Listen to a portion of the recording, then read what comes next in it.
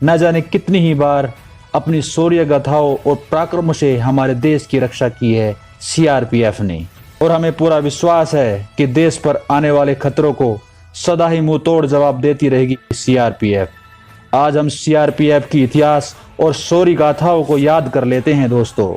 अंग्रेजों ने 1939 में सीआरपी यानी क्राउन रिप्रेजेंटेटिव पुलिस को बनाया, जो भारत में रह रहे अंग्रेजों की रक्षा के लिए बनाई गई थी।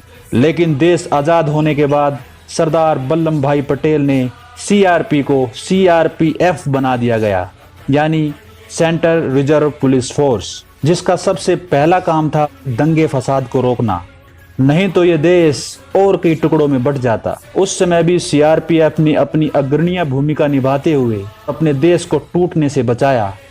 क्योंकि यह एक पुलिस थी, उसके बाद इसको फोर्स बना दिया गया, तो इसको हिंदुस्तान और पाकिस्तान बॉर्डर पर भी तैनात किया गया, क्योंकि उस समय बीएसएफ यानी बॉर्डर सिक्योरिटी फोर्स का गठन नहीं हुआ था।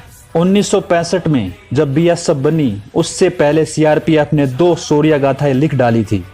1959 में चीनी सैनिकों को मार भगाया, जिस समय वह भारत में घुसकर हमारे भारत भूमि पर झंडे गाड़ रहे थे, और सन 1965 में पाकिस्तान की एक पूरी ब्रिगेड को, जिसमें 3500 जवान होते हैं, तो मोटर हैवी गन वेपन के साथ सीआरपीएफ को कमजोर बल समझ उनके ऊपर आक्रमण कर रही थी।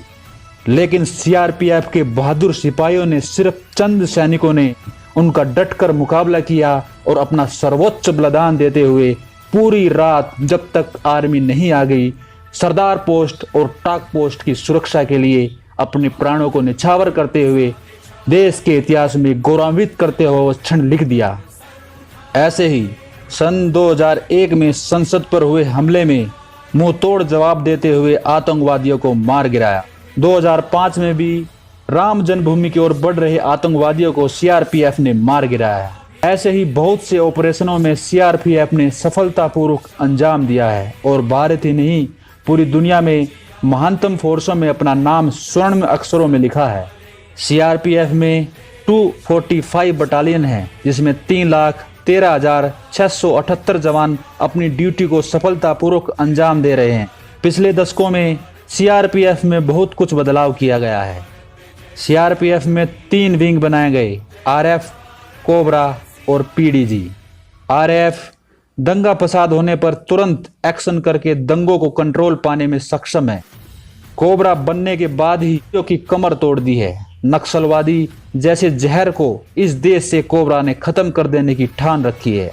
पीडीजी संसद भवन की सुरक्षा के लिए बनाई गई है, जिसको वेपन की विशेष ट्रेनिंग देकर संसद भवन की रक्षा के लिए तैनात किया गया है। जल, थल, नभ में फैला सीआरपीएफ का महान बल कम और सीमित साधनों के होते हुए भी देश की रक्षा और सुरक्षा में अपनी पूरी हिम्मत और ताकत के साथ लगा हुआ है। दोस्तों, वीडियो को देखकर आपके दिल और दिमाग की घंटी बजी है तो चैनल की घंटी बजा दीजिए, और इस वीडियो को मैं सीआरपीएफ के नारे के साथ समाप्त करूंगा। सीआरपीएफ सदा जय, भारत माता की जय।